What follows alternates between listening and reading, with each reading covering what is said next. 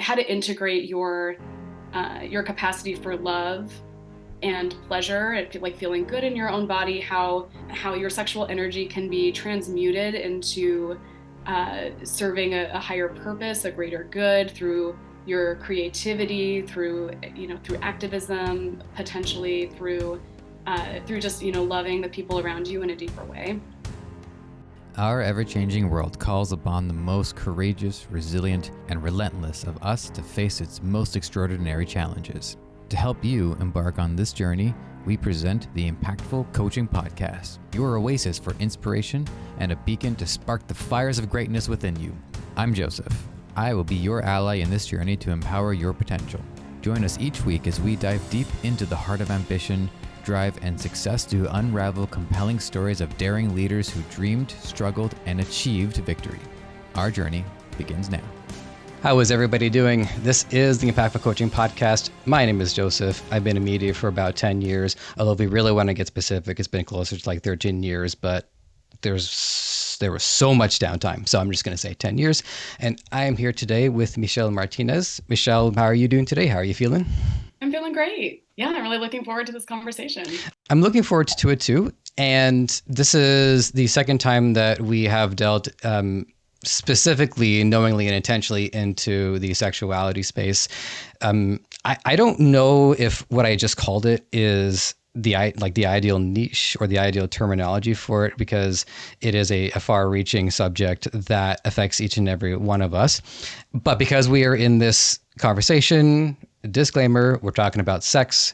And if you're not comfortable with that, I strongly encourage you to listen anyways, because it is an important part of everyone's life. And we're going to do our best to handle it with grace and good humor. At least I'm going to do my best to handle it with grace and good humor. I don't know. We'll see. Same. So yeah. There is, of course, some podcast staples that we do have to clear before we can really get into the key subjects that we want to talk about today. So, Michelle, would you kindly let the audience know what you do and what you bring to the coaching world? Absolutely. So I am certified as 3 different types of coaches. And so, I'm still trying to figure out like what exactly is the right thing to call myself at this point. But I'm certified as a sex, love, and relationship coach, a female sexuality coach, and a tantric sex coach.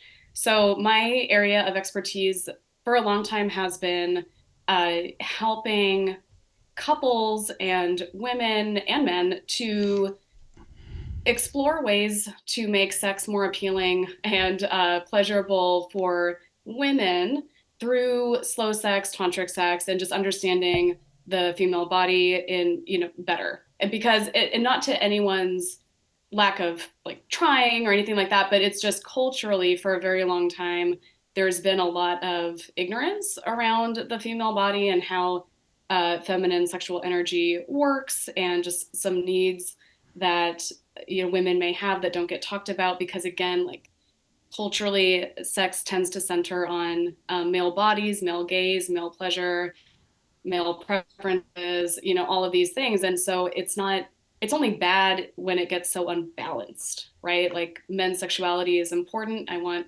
men to feel, sexually fulfilled and all of that. So it's just about bringing back that balance to the space, especially for heterosexual couples, so that both people can feel excited about sex and enjoy the benefits of having a really vibrant, fulfilling, intimate sex life together. One thing that I tend to wrestle with on an episode-to-episode basis is when I feel it's a good time to bring up a person's backstory and how that backstory informed what we want to discuss. So for this particular case, I'd like to do that now. So did you have any coaching that inspired you to take this on, or what was sort of your journey towards realizing that you wanted to provide this service to others? I'd say it started back in like high school or so, when I found myself just very preoccupied with my own appearance and trying to, be sexy, look sexy, try to get validation from my peers around that, and objectifying myself quite a bit. I developed an eating disorder for a little while, and a lot of my peers did too. And there was, always talk about who has, this great body, that great body, whatever. And body criticism and things like that. And so from an early age, all of these ideas about my value as a woman and my sexuality and how that could be leveraged for getting what I wanted from men or not, and that kind of thing, it all became so mixed up. And then compounding all of that was a religious background that where I was taught sex is really sacred. And actually, that's something that has been a through line, that I haven't really let go of, but it's morphed, like how I look at that, like what it means for sex to be sacred. So it started off being more kind of, I would say, moralized, right? Like it's sacred in the sense that you can do this, but not that, and you have to wait till marriage, and it has to be sanctioned in these particular ways.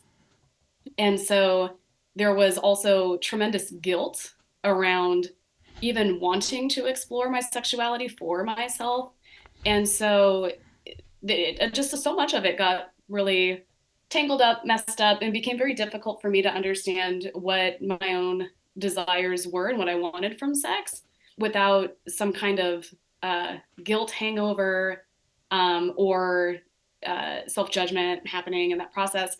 So fast forward a little bit to college, I started studying gender studies more there and realizing like, oh, these are all just systems of oppression and realizing, oh, okay, like I want to liberate myself, right? I want to understand how to be a free person in the world and to not care so much about these what men think and care about my body so much and all of that. And so it's been a journey. It's ongoing, this process. But I guess if I'm going to cut to the chase here, I wanted to help other women learn to have a relationship with their bodies that felt like more what it was meant to be, without all of the social conditioning, feeling the pleasure and the rightness in our own bodies and enjoying our sexuality, which is so abundant with pleasure potential and feeling love and intimacy with someone else. And so I saw that a coaching certification program was available. My teacher was Layla Martin. So that's who I studied under and got my coaching certifications from. And I had been studying mindfulness until that point for about 8 years, also working with veterans at a Veterans Association, a VA hospital, Veterans Affairs. And so I had been learning also researching mindfulness for PTSD. And so I have a background in that and trauma as well. And all of that's helped to inform my work.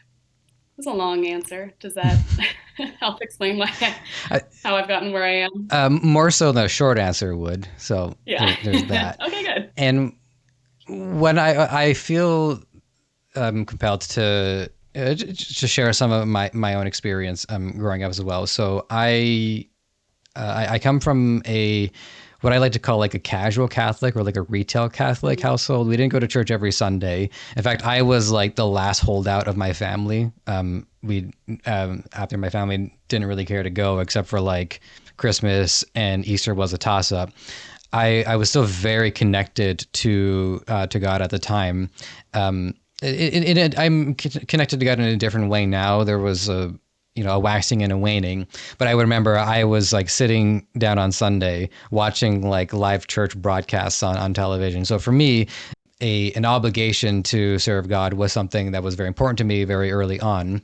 And then I learned about how violent the Old Testament was, and that kind of like made me back off from God for a little bit and explore some different areas that I hadn't explored prior to. Now I get to Catholic school, keyword Catholic school. Not very Catholic at all. People were already having sex in 10th grade and the 11th grade. People were wearing rosaries like necklaces. There was very, very little about it that actually, some people, like there were a few holdouts that were adamant about their religion, but for the most part, it was just a matter of circumstance that a lot of these people were born into a Catholic family. And then I get to college, and at that point, up until that point, I, for my own reasons, felt that it was just not a good idea to have sex. It felt like I'm too young. where we don't understand ourselves well enough. And while being in a relationship doesn't necessarily mean that's a lock for the rest of our life, we should at least try. And then I get to college, and it is a liberally minded program, a writing and performance program that specialized in comedy writing. So everyone who wasn't like totally messed up in the head had already had sex, and it was me and one other guy. We were the only virgins in the class. Everybody else had already had sex, and I remember being kind of frustrated by that because it had seemed that I had taken the wrong course, that not participating in it was putting me almost in a social ostracization, and that because everybody else had fortune so far with it, not just sex, but like having had relationships, all of that really started to mess with my head, and I felt like now I was just playing catch up with it, and that sense of catch up continued on until I finally had my first relationship at 23 years old, and thinking like, we'll take it slow. We'll, no, don't need to rush into things. And then 2 weeks later we had sex. I'm like, okay, well, she didn't seem to mind. So there was that. The main thing that really bothered me, and coming from a male perspective, was how the competitive aspect of male culture was a key part of our of sex. People would get together and brag about like, oh, I had 60. Oh, I had 68. Oh, I had 75. And I'm like, four, and one of them happened during a dream, but it was so vivid, I'm counting it. So it was Yeah. the thing that like bounced out in terms of like time spent was really the fact it was really pornography and adult content that at least allowed for a lot of us to have an outlet and have some way to keep the systems balanced. And I might think, oh, you sure about that? You sure you need it? I'm like, well, it was either consciously keep the system running, or it would happen in my sleep. So I'm going to go with the conscious option of it. So now I'm in a long-term relationship. It's 5.5 years, and the last episode that I had about this discussion already started to make me change my mind a little bit about the not necessarily needing sex to always be about a chase to the orgasm, but also it was about that exploration. It was about just taking that time to spend prolonged periods of time together, for smaller gestures and for smaller acts of intimacy, and that really stuck with me. And so I didn't actually have a question for any of that. I just felt like, hey, you told me your story, so I want to tell you my story. So I'll pause for a second in case there was a reaction that you wanted to state in response. Oh, I just really appreciate that you did share all of that in your story. And I think a lot of people can relate to that, especially, I mean, I would love to talk more about that, what you had mentioned about the sense of competitiveness and all the implications around that, right? Just how that must impact men's sense of, I don't know, value in the dating scene and the, sexual prowess and just what the stories that get tied to that kind of thing, right? I remember talking to someone, a client who he either like hadn't had sex yet or hadn't in a long time, and was feeling down on himself for the lack of experience. And I remember talking to him about that and saying, so many people have a lot of partners and experience, but they're practicing bad habits, basically, right? Like you can do something not well a lot of times, and very unconsciously. And in a lot of ways, like starting it from where you are and knowing yourself as well as you do and knowing what you like, you could really be in an advantage, actually, not having developed a lot of yeah, just habits that would need to be broken in the future. So I anyway, I just, yeah, I think there's kind of pros and cons to both of it, and it's certainly not anything to worry too much about if someone doesn't have a lot of waking experience and with multiple partners and things like that. Mm-hmm. And it's, to me, it's so much about quality over quantity anyway. The last, I'll say it's a fear. The last fear that I wanted to share is the idea of the rich getting richer and the poor getting poorer as it relates to sex is because if someone is able to build up that confidence of being able to sleep with multiple partners, especially in the short form, and then for other people who either are developing genuine feelings or even are just sensing some sort of attraction, not having that same confidence, and then either missing out on an opportunity to build something that could be of value, or even of just something that could be fun for that night. That's the part that really stuck with me.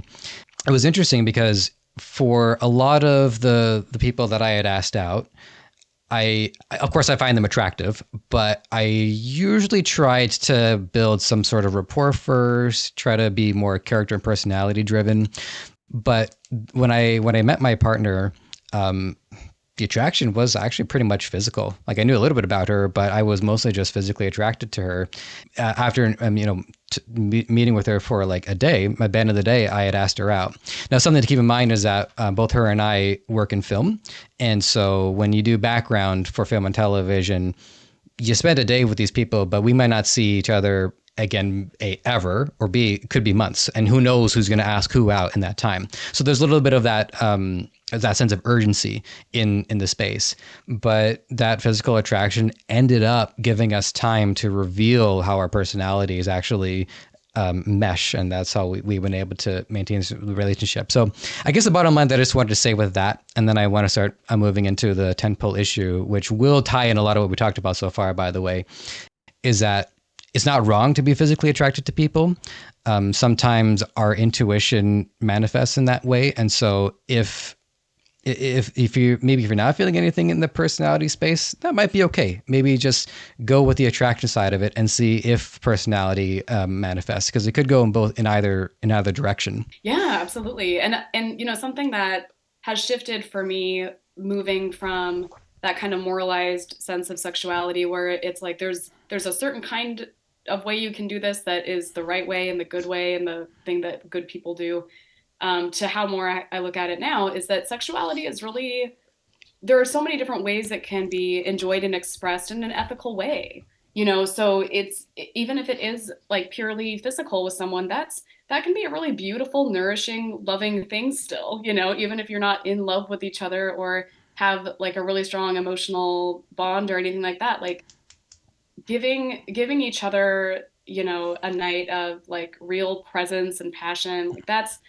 what, like, why does that need to get a bad reputation, right? Like in fact, I think at some point I'll do a video on like the art of casual sex or something, like how to do it in a way that leaves both people feeling really lit up and energized, right? And not used or, taken advantage of or anything like that. Like I think there's just ways to do sex in a lot of different contexts, a lot of different kinds of commitment levels, where you're able to meet each other in the connection that you actually have, and you don't have to force those other layers to be there. Mm-hmm. So yeah, I appreciate you bringing that up. Mm-hmm. Well, thank you for that. So the first of three planned tentpole subjects that I wanted to talk about today, the first is patriarchal sex culture, which I've seen from your website. Now, the first thing that I want you to understand about me is that I see the word patriarchy and I do get defensive. And the reason why is because I'd say maybe like 2013, 2014, and as I said, I've been in media for 10 years, so I've edited a lot of podcasts. I've done a lot of listening, and I started to pick up on an anti-patriarchy sentiment that came across as a smokescreen to just blanket attack men and attack masculinity. And now equality has always been an innate thing for me. And I've actually got the receipts to prove it. I can link people to a cartoon I made when I was 9 years old. I had 2 men and 2 women as the characters. Everybody was half naked. Everybody was an idiot. I wasn't really sure what to do with that particular narrative because while I understood the criticisms, there didn't seem to be any kind of like reasonable alternative. And so for that reason, it was like, well, I better defend what's there than throw everything out, the good and the bad. And it wasn't until I had found this book, which was buried way too far back in my book collection, because I've got the title right, but I got the order wrong, which is King, Warrior, Magician, Lover. And Hmm. this book lays out it's also a critical of patriarchy, because what it does is it recognizes that a lot of the negative male traits are born from issues that start at childhood and never get resolved. And so those childhood issues transform into a darker version of themselves by the time a person reaches maturity, quote unquote maturity.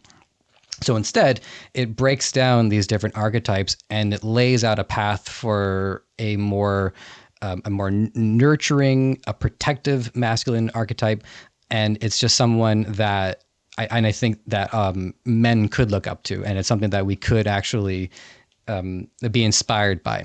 So all of that stipulated, I want to hear from you. What's patriarchal sex culture as we're dealing with it here in 2024? And what's the blueprint you would like to lay out to try to deal with this? Yeah. So when I talk about patriarchal sex culture, and I'm sure I'll miss, nuances around this and everything, but mostly I'm thinking of things like how mainstream pornography is mostly catered to what is stimulating to men. A lot of scenarios where women and their pleasure is not being prioritized, or it's being displayed in a way that's really truly unrealistic.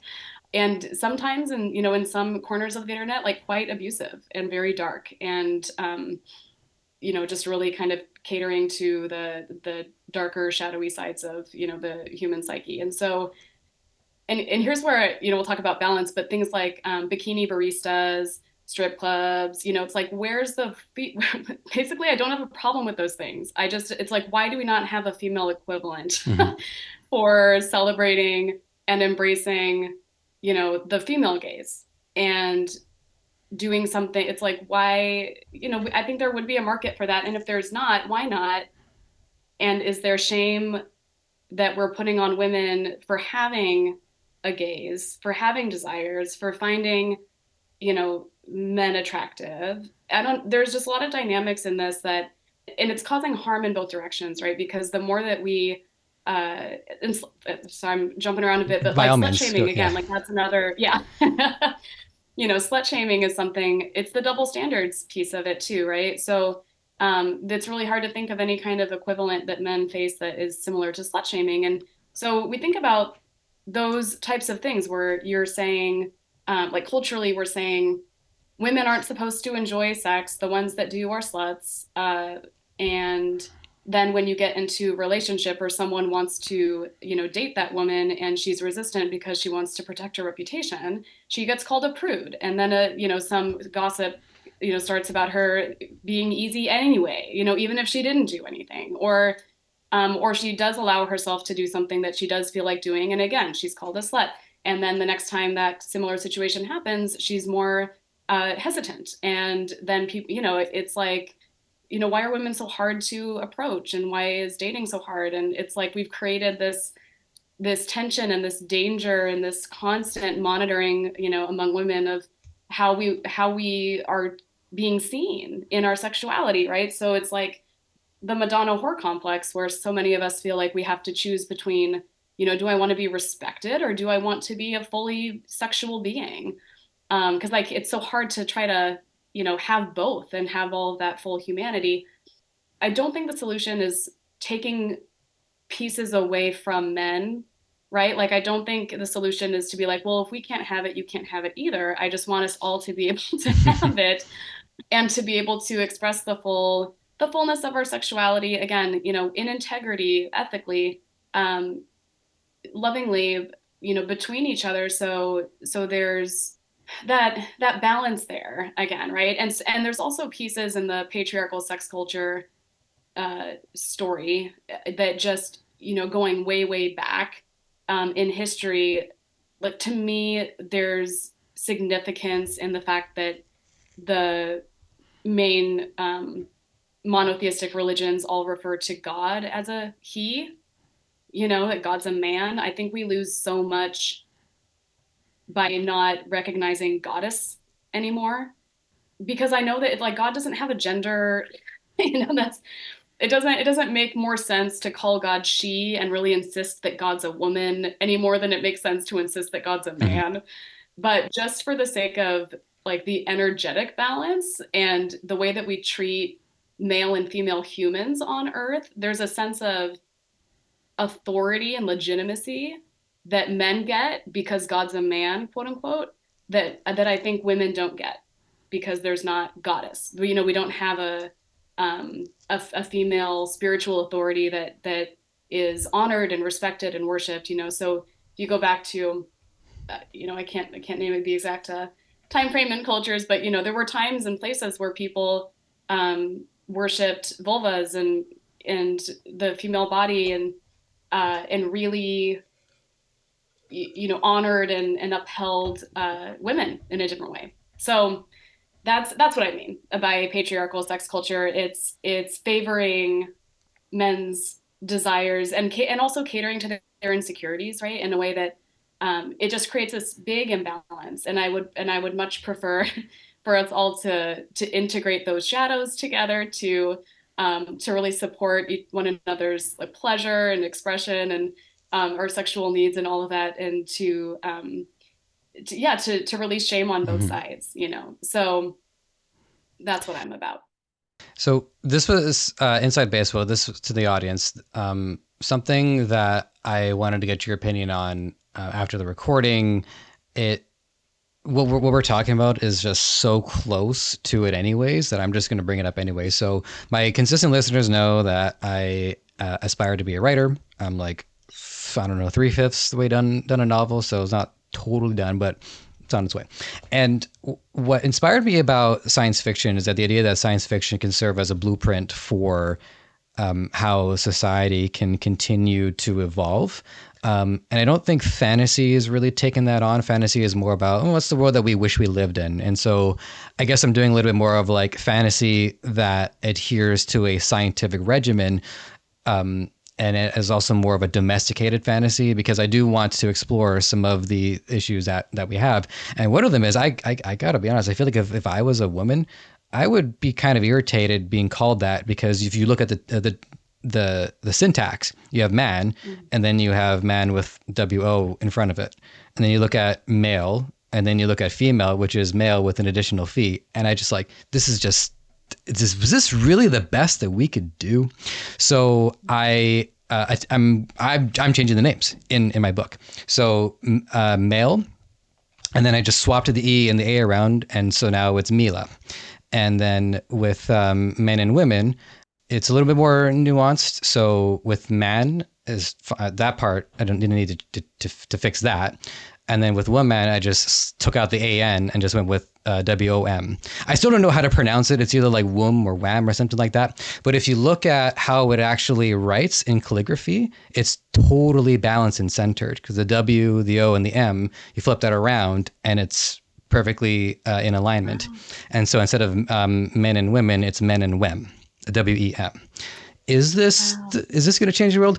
I don't know, but I gotta say, there's gotta be that is like gotta be better on a technical level than what we're dealing with right now. So that's what I never actually mentioned this aloud to anybody other than my girlfriend. So like, you don't seem upset by it, which is good. But Not what's at all. No, yeah. I think that's such a cool idea. And language is where our ideas come from, right? Like we can't have an idea in a language we don't have, really, right? So by shifting the words available to us and the origins of those words, what those words mean, like it really can shift the inner experience of the world around us. I think that's Mhm. really, really cool. Mhm. Well, thank you for that. I did want to share because it seemed relevant. But I also want to continue unpacking some of the other stuff that you mentioned. So, aside, I can't delve too much into it because you just mentioned the problematic slut shaming, and what is the opposite of in male culture.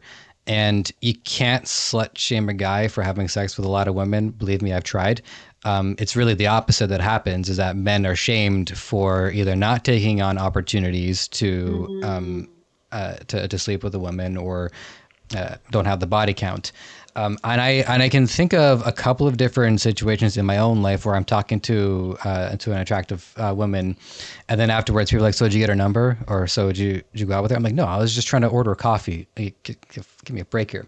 So that would probably be the equivalent, is a lack of rather Yeah. than an abundance of, or it done to excess would be the closest equivalent.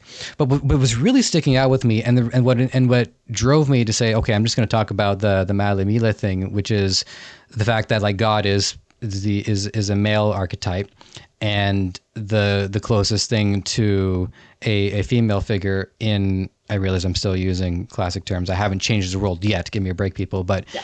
is Mother Mary, Mm. who herself, by the way, for people who may not be up to speed on the story of Jesus, a lot of what happened after Mother Mary was divinely inseminated is that she would have been killed, and so Joseph had to basically like take on the role of the father, and they had to run for it. So and Jesus basically had to go into hiding for the first like 30 years of his life. The story of Jesus, the Son of God. We don't know what he did for the first 30 years. We have no idea.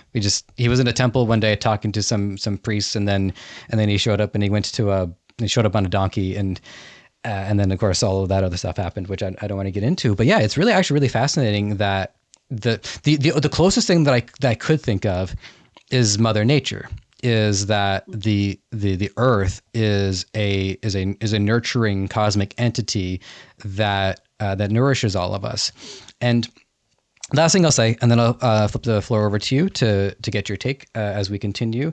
I remember hanging around with a couple of friends, all guys except one was a girl, and she asks us at the table, is like, "What really is the difference between guys and girls?" And I'm like, "Well, the difference is you have seeds and you have eggs. It kind of it." And so, but all of our compulsion comes from that. Is the need to spread seed involves a form of like aggression or offense, whereas the egg requires nurturing, and so that's a little bit more of like a defensive nurturing position. And so that was the difference that I came up with at the time, and it still resonates me with it to this day. So yeah, it's a really fascinating thing that I'm going to dwell on, is just like the one holy and creator that so many people still follow to this day, and not just in Catholicism, but in other religions too, continues to create a serious imbalance between male energy and female energy. Yeah. A couple things on that, having the earth be mother in a way, like a goddess figure and earth as mother. I think even there, I know that I don't want to speak about like our society being represented by the few people at the top who are like, can I swear? who are messing things up. I know that. It's Yeah, interesting how it's like okay. I we can talk avoid it. about sex, we talk about orgasm so far, but can I say Yeah, fuck? but I don't think we've sworn on the show. mhm. But yeah, go ahead. I mean, I have I to mean, I mark this don't need episode as to. I 18 don't need plus to. I anyways, just was so it's checking yeah. myself. Yeah. No, go Yeah, ahead. but Feel just free. there's the billionaires at the top that are messing things up around basically climate change and pollution and all of these things, carbon emissions, corporations that are primarily responsible, right, that are impacting the earth in all of these different ways. And so I don't want to say that it's like in general that like the most of the population has a messed up relationship to the earth, because I don't know if that's true, but just because of the power dynamics being as they are right now, it's like the earth is suffering. We haven't collectively really taken care of her uh, the way that we probably know better to do. I guess my point there is just, yes, we have that. I think it makes sense it's helpful to conceptualize the earth as like mother, because it is so nurturing and abundantly giving and all of that. And then you can also talk about how that's a quality that we maybe impose on women. That's not, Hmm. inherently ours alone to have. In any case, I think that the way we relate to human women is reflected a lot in the way that we relate to the earth and vice versa.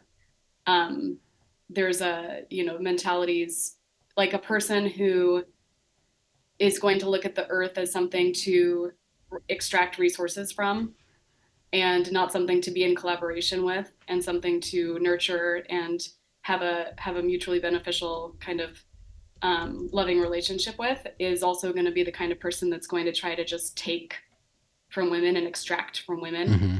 um, a la, Handmaid's Tale type scenarios.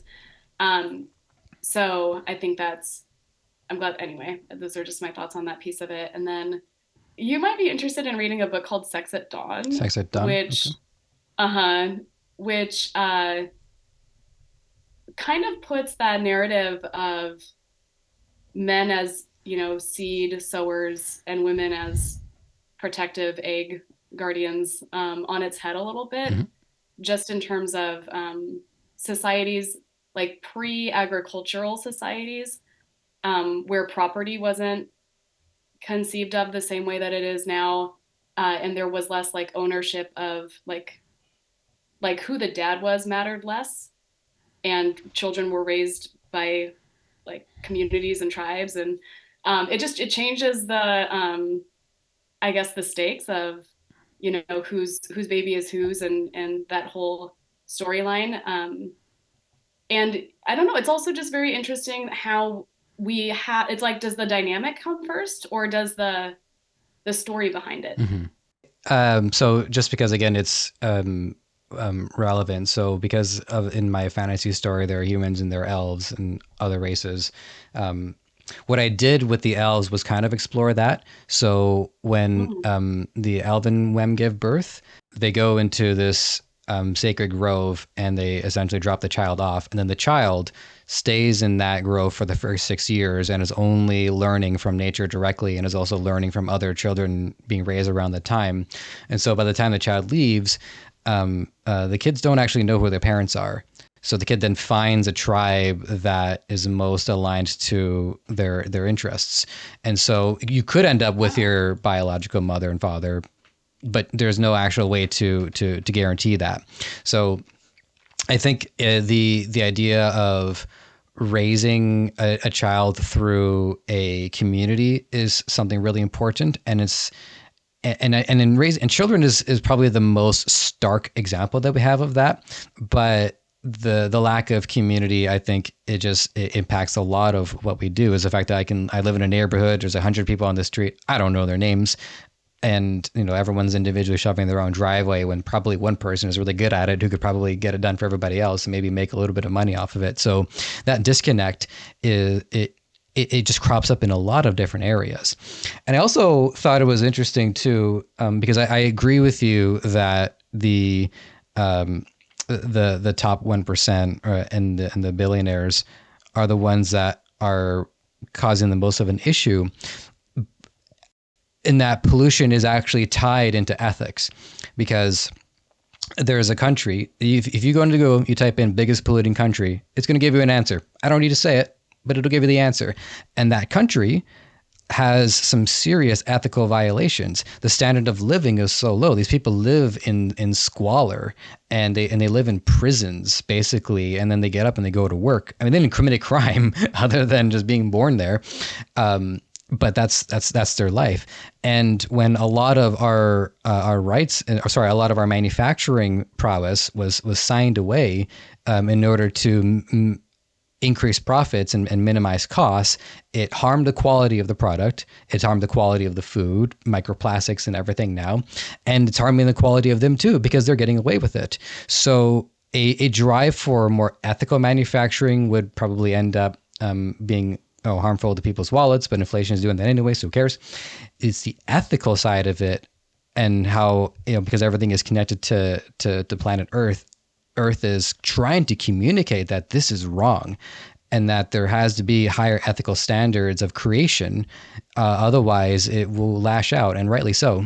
Yeah, absolutely. And it's it's wild to me how, so even now still, I like find myself speaking of humanity as though we're not also part of the earth and like part of nature.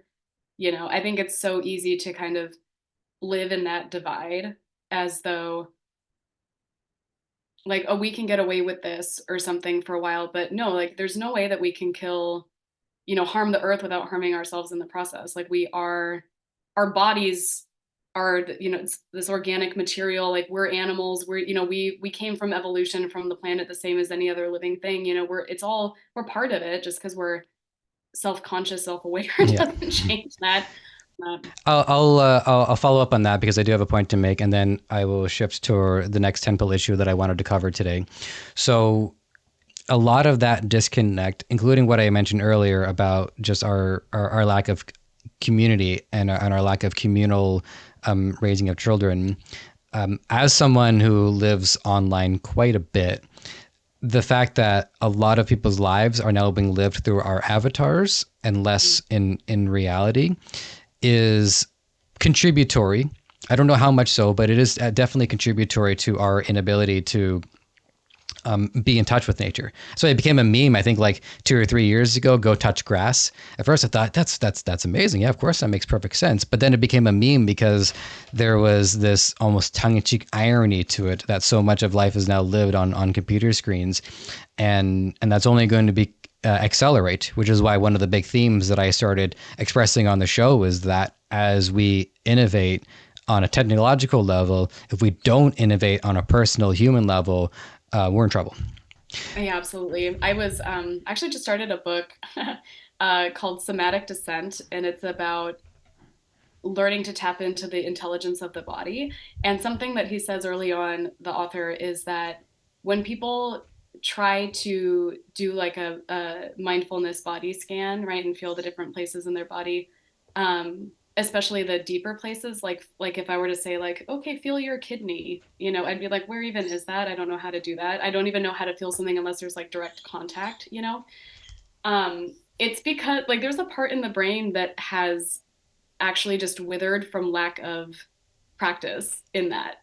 And we can get it back. We can learn to feel all of our organs and, all these things that are going on in our bodies. But because we haven't been directing our focus and attention on that at all, Mm-hmm. right? We've just lost that capability, but it's there and we can reclaim it and we can start to hear, you know, wisdom and start to have a more direct lived relationship with the energy around us, with the earth, and get actual guidance in our lives from our bodies, which is, a wild thing to think about because we depend so much on our brains to be doing all of that kind of work. But I just thought that was, it was a relief to me to know that I'm not broken. Yeah. It's just something I haven't practiced enough to have that skill yet.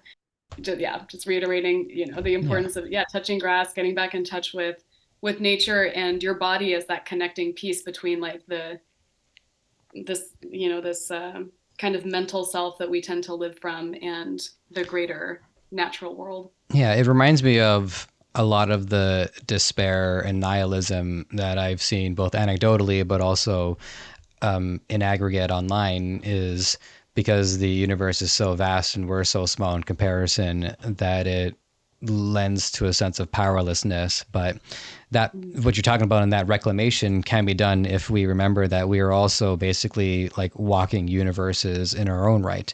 So we have millions and millions of bioorganisms who are working very hard to keep the system running on time. And that all is a way to feel more responsible that each individual life form, no matter how small, that they play a part in the not just the functioning of our body, but just the functioning of all things. So, yeah, I don't know where I've never felt my kidneys before. I think it's because I'm afraid to press too hard, and I'm worried I'm just gonna like upset something.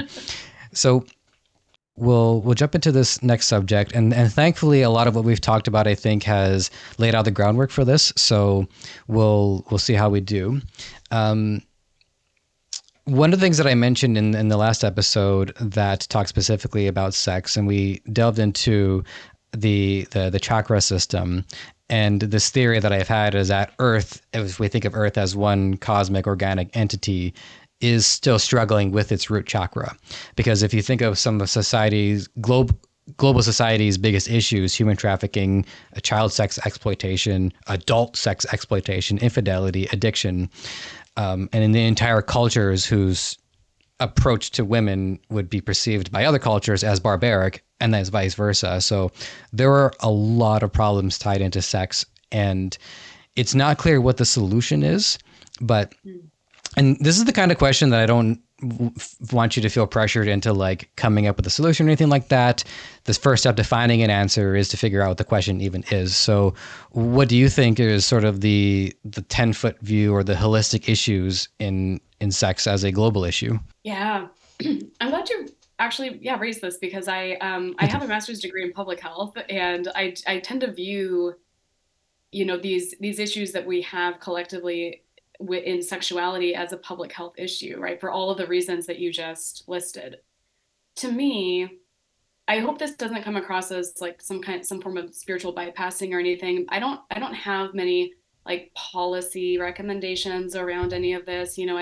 I'm sure there's more we could be doing to intervene with, child sex trafficking and all of that. And of course, I would be supportive of anything that could reduce and eliminate that, entirely. I think there are some policies around like rights of sex workers that are helpful. And also just to go back real quick to the conversation about folks who are feeling judged or disappointed about not having the sexual experience that they want to have, especially later in life.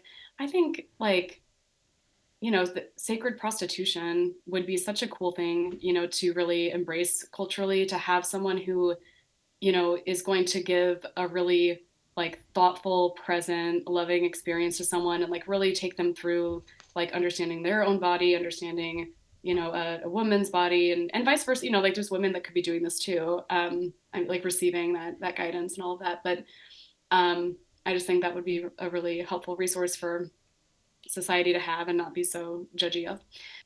So those are, as in terms of some policy things to think about, but mostly, and this is the part that I'm hoping doesn't come across spiritually bypassy, but mostly I think it's about doing the individual inner work to liberate yourself from the social conditioning that you've had, to understand how to integrate your capacity for love and pleasure and like feeling good in your own body, how your sexual energy can be transmuted into serving a higher purpose, a greater good through your creativity, through activism, potentially through just loving the people around you in a deeper way. Because I think that when we see even just one person in that kind of liberated state, it is such a permission slip and has an incredible ripple effect on all the people who are witnessing them to be able to do the same.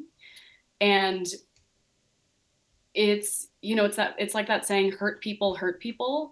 And there's not really much we can do to impose healing on someone who's traumatizing other people because they've been traumatized. Like there's no forced healing that, is an option. And so all we can do is invite someone to enter into their own healing process by becoming those sources of love and providing examples of how that world can look, and offering that acceptance and offering places for the shadow in us all to have expression, so we're not just repressing the deepest darkest pieces of us, but having some space to express it and understand it, even love it, without letting it drive the show, right? So much of the work I do in sex and love coaching is actually about understanding there's no part of yourself that you need to be afraid of or repress, and that it's all welcome, and learning to integrate that so that you can feel whole and free, and so much less triggerable by other by the outside world, so that that sense of knowing that the value of who you are and that you're lovable. And I don't know, when I think about the type of person that is so disconnected from themselves and so disconnected from love and belonging and a higher purpose, that they are involved in things like, child pornography, sex trafficking, domestic abuse, like all, any of these things. It's just, um, I see someone that's just really so disconnected from the truth of who they are. Like I just don't believe any human is here to be a Hmm. monster, like that's their role that they're supposed to play. I guess that could, I don't know. I'm not the designer of Hmm. all things. That may be the case, but that's not the belief that I hold. So yeah, I think it's just up to each individual to do the work. And by doing your own work, you provide that opening and that invitation to other people. And when enough people do it, we'll have, hopefully there will be some tipping point where enough resources and love and support is there for, for most, if not all, to find that in themselves. And this is something that I've been wrestling with for a long time, and it's not an easy thing to talk about. So I'm going to do the best that I can to treat it with tact. Is that if you take people who are going through childhood and their teenage years, if you have aggressive tendencies, there's outlets for it. You can get into sports, you can play video games, you can just watch Power Rangers, and there's at least some sort of like outlet for it. But if people have any sort of like sexual tendencies, whether it's just simple acts of intimacy or a curiosity that's a little earlier than it should be, not only is there not really an outlet for that, but the options that are there will lead to some of those sicknesses that come up later on, like pedophilia. So I don't know if the best course of action is to just like cut that person off for the first 14, 15, 16 years and then hope everything's okay on year 17 when it's like, okay, there you go. Year 18. You're an adult now. So, it's all free. Hope we didn't fuck you up too bad. So I know that the issue is there, but I don't know what the solution is because so far it's either kids see something that they shouldn't have seen and it horrifies them, or they see nothing and have no idea what to do by the time they're 18. Now, I myself, I remember when I was like maybe like 11, 12, maybe even 10, City TV here in Toronto would show softcore pornography Friday night, 12 a.m.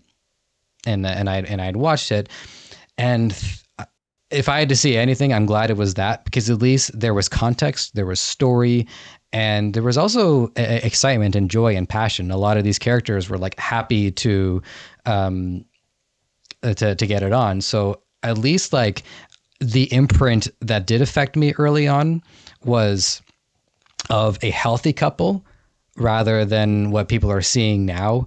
It's really frightening, and I don't have a solution yet, but it's taking me like this long to even be willing to bring up the issue because of how sensitive it is. So is the question like how can we kind of improve the situation for folks when they are so young, and it's like how do we introduce kind of sexuality to Yeah, young exactly. people in a way that's like, How to help yeah, people healthy. understand what they're There's, going through. yeah, I don't know if other states are dealing with this, but especially last session there was a big uproar over changes in sex education in schools. And like, yeah, how much do we talk about it, and how much does talking about it encourage more exploration, right? Versus, maybe some kids like need to understand how to draw boundaries because they're already being violated at home, and like, can we give them tools to like talk about that? And, so it's, yeah, it's definitely a sensitive topic, and I do appreciate your candor and, sensitivity around it. I Oh man. I honestly, I don't have my own kids, and so, maybe a parent would be someone better to consult with on this, but I think kids are smarter and more self-aware than we give them credit for. And if we make ourselves available to the conversations, or even check in with them every once in a while to be like, do you know what sex is? Do you have any questions about it? Right? Mm-hmm. Because like if they haven't and they don't, then you can probably leave it alone. But if it's been on their mind for whatever reason, then that can provide an opening to have a little discussion. And I think talking about it is probably a good place to start before you start introducing them to videos or images or any, things like that. Uh, and to keep that communication channel open for things that, again, I'm not a parent, but to have an environment where shame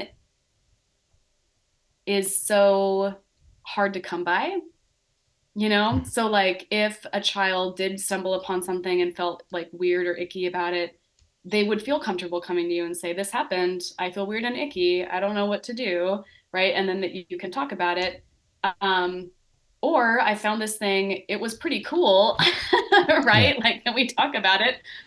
And just, having some kind of core messages around um, sex and relationships to be reinforcing during that time, right? So like whether it's like they've seen, they just learned at school, like, I don't know what a certain sex act is, or they just saw, pornography for the first time or whatever, to always be kind of reiterating certain messages, like make sure that you're reading body language as well as asking for verbal consent from people, right? Like, and people, you and they always have a right to say, like, never mind, I changed my mind. Like, it's never too late to change your mind around an experience.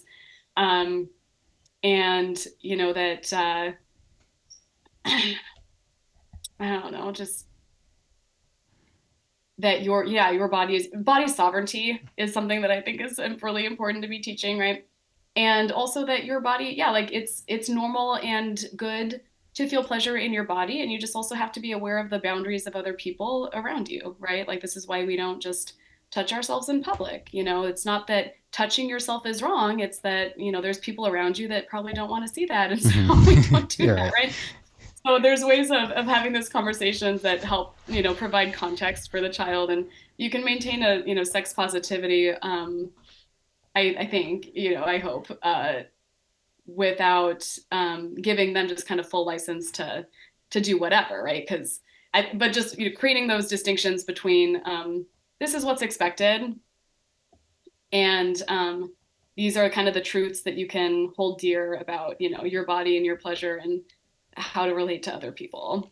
So that was vague, but I really appreciate it. So the takeaway that I'm using to summarize it, owing to and also just personally because I review the content afterwards, so I get a second chance to hear it again and reabsorb it. Is to me this might be something better served as a reactive thing rather than a proactive thing. It might not necessarily be wise to introduce something to some in of a sexual nature, but if the child understands that it's safe to talk to the parents, to work through this, and to not be shamed or feel attacked or feel like there was some sort of betrayal, that at least allows for them to go on the unique journey that they're going to be going on anyways. And so I'll leave it at that for now, because well, for one, we've been at it for an hour, so I don't know how much more time we've even got, but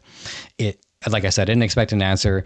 I just wanted to use these opportunities to try to get some thought into the airwaves and see if it's going to help anybody. So that's the last word that I'll say about that. Now, I did want to ask you about AI.